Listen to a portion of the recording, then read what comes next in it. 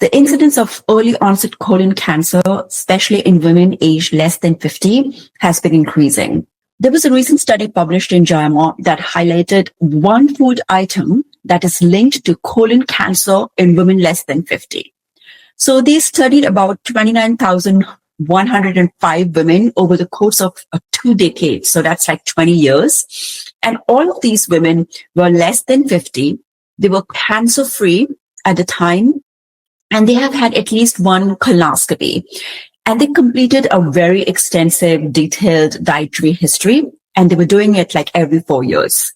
And they found out that the number one food item that is related to higher incidence of colon cancer was ultra-processed food. And that is not just soda or candy, but it was a regular everyday food that people buy thinking that they are normal.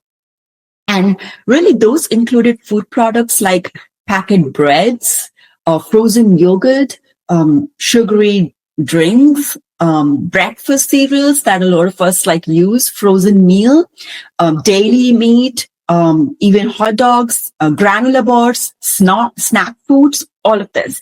And these were not just treats. These are like everyday food that people buy. So, how do we know that these ultra processed food, how does they cause cancer? Like what's going on there? So ultra processed food, they trigger low grade inflammation throughout the gut. And ultra processed food, and because they're so processed, they're also very low in fiber. They have a lot of additives and emulsifiers, and that decreases the diversity of your gut microbiome and just shifts the amount of good bacteria in your gut. They also have something called advanced glycation end products, and these are produced from high heat processing. So what happens is they create oxidative stress and DNA damage, and it creates a perfect environment for precancerous changes to happen in your colon.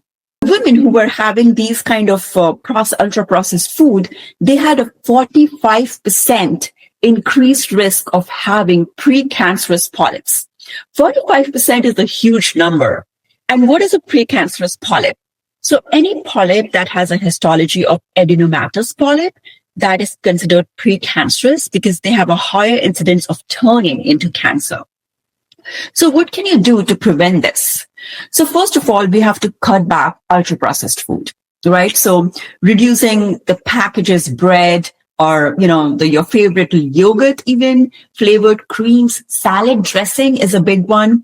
And also creamers is another one, daily meat, any packed snack, swapping that with whole food meals. Another thing is we have to aim for at least 25 to 35 grams of fiber in our diet daily. In my program, I talk about how you can easily have this 25 to 35 grams of fiber in your diet daily by having a variety of plant-based products. And there is a tracker which makes it very easy for you to follow these steps. Other thing is to minimize sugary beverages, which is, again, not very good for you, ultra-processed. Reading the label of the ingredients, all the ingredients that you have in that product or a snack that you're buying is very important. So if you look at the ingredients and it looks like chemistry lab, then that is ultra-processed and you don't want that.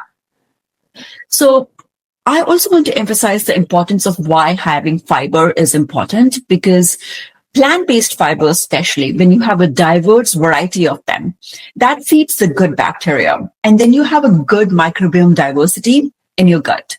And that helps prevent inflammation. It helps increase your immunity and really have a robust gut environment to prevent any kind of diseases. So let's talk a little bit about what are the red flags, like we are talking about colon cancer in women less than 50. So first of all, blood and stool is a big one. But most of the time, that's already like a big deal, when you see blood and stool. Change in bowel habits is another one. Abdominal pain, like pain in your belly. Unexplained weight loss, that's a big one. And fatigue, which is, we think as women that, I'm we are always tired, right? Because we have so many things to manage. But if it's a new onset fatigue that's been happening for the last few months or few years, then it needs to be evaluated, because early evaluation can save lives. So it's really a time for reflection, and we need to like really look into what are we eating?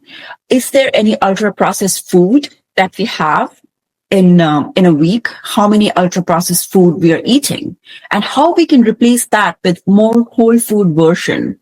So for example, if you like having yogurt by the way is very good. But if you have gut dysbiosis, you will have symptoms. But regarding ultra processed food, if you're having a yogurt which has a lot of like chemicals and sugar in it, then that's not good.